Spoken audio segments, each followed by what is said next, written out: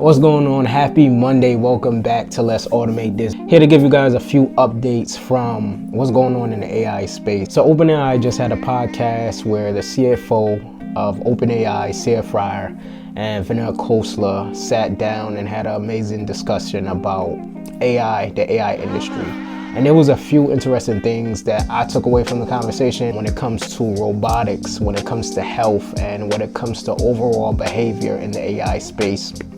And they broke down so many different things. I mean, honestly, if you haven't listened to it as of yet, I highly suggest actually that you go and take a listen to it. They mentioned a few interesting stats when it comes to the AI space that's predicting human behavior in a sense. And what Sarah mentioned was 230 million people ask ChatGPT a health-related question every day. And that's mind-blowing.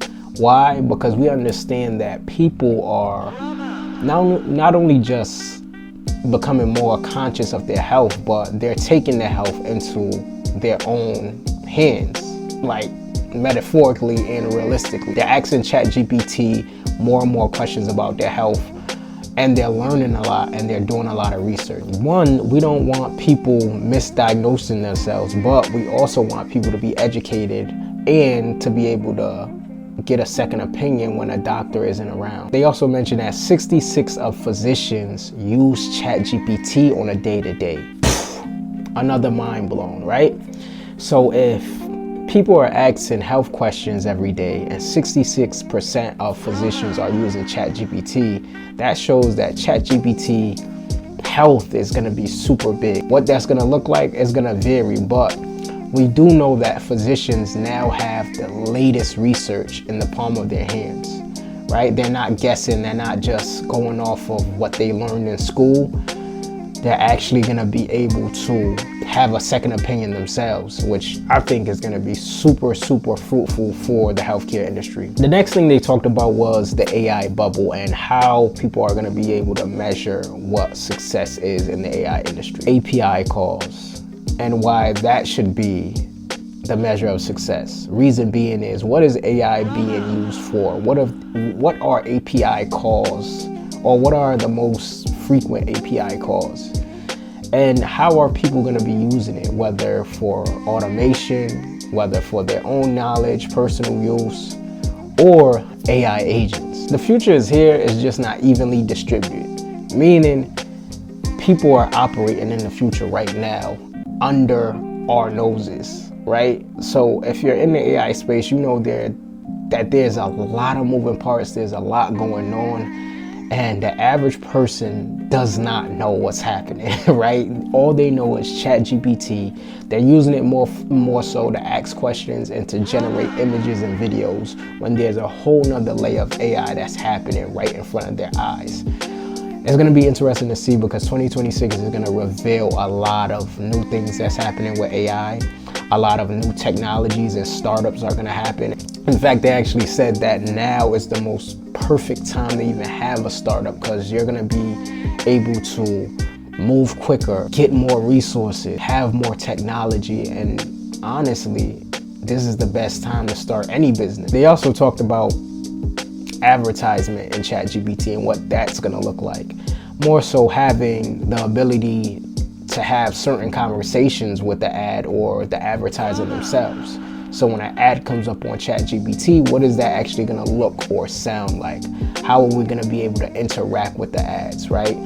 Are ads going to be really, really tailored to our specific personality? We know that we see ads through algorithm, right? Through our habits, through, maybe you're scrolling on TikTok, Instagram, LinkedIn, or YouTube, and you see a specific ad, or maybe you even found yourself in a scenario where you were talking about something and then you see the ad. That's gonna change drastically, right? Now that ChatGPT has the technology to know us through memory, how are ads really gonna pop up for? When someone says, hey, I'm hungry and I want a pizza, what ad is going to pop up? Is it going to be the local pizza market down the street, or is it going to be a big enterprise pizza chain? And they talked about robotics, right? Robots in the home, robots performing daily tasks.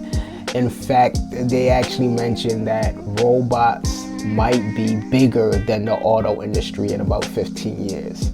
And that's even crazy to think about, but it's not unheard of, right? It's not nothing that we haven't seen in cartoons or movies. Remember the Jetsons? They had a robot in the home performing tasks. What they're predicting is robots are going to be big. It's going to take some getting used to, but it's going to help and support with tasks that maybe you don't want to do.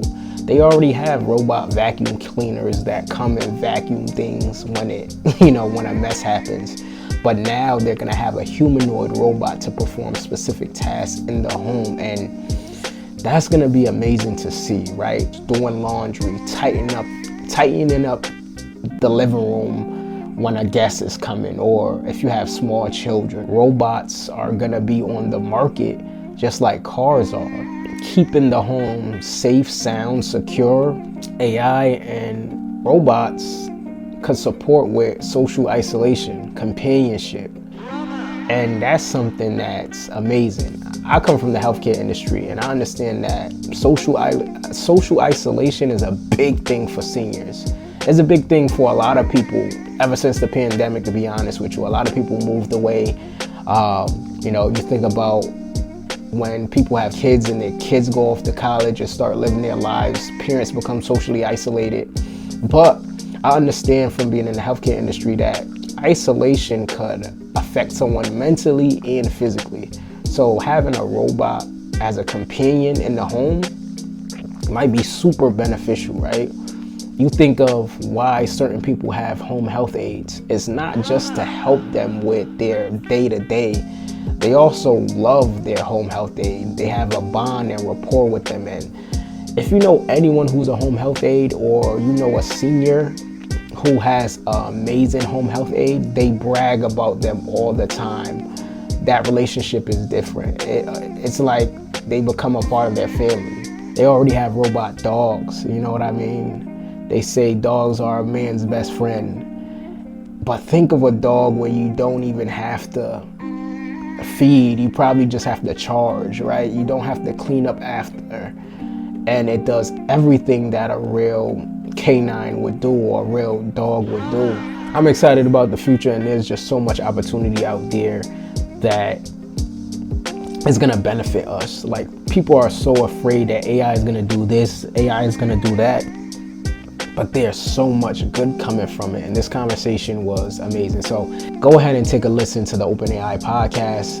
There's a lot of great information in there. I'm gonna be tapping in as often as possible when they drop an episode, and I'm gonna be just doing my own dissecting, understanding, and giving it back to you guys. But I'm Anthony Virgo. Let's automate this.